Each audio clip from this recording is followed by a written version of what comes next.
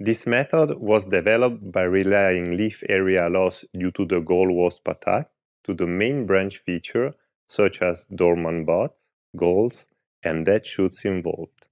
Considering and combining this feature in a composite damage index allow a realistic evaluation of the tree state during the entire epidemic process, including the recovery phase. The main advantage is that it reveals the real branch alteration even during the recovery phase, when the presence of galls becomes poor. We first had the idea for this method when we realized that Dryocosmus Kuriphilus attack also causes corruption of the branch architecture beside gall-related reduction in leaf area.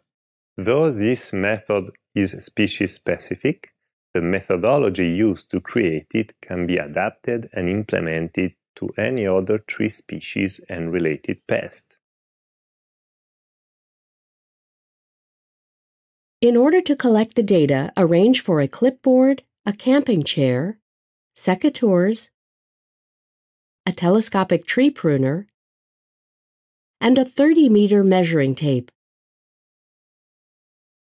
Get tree climbing equipment for analysis if the top crown is above 8 meters. While collecting, gather 3 types of branches which represent damaged, healthiest, and an intermediate one to constitute the entire branch diversity.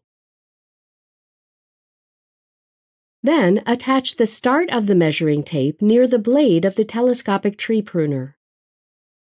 Then use the telescopic pruner to cut the branch.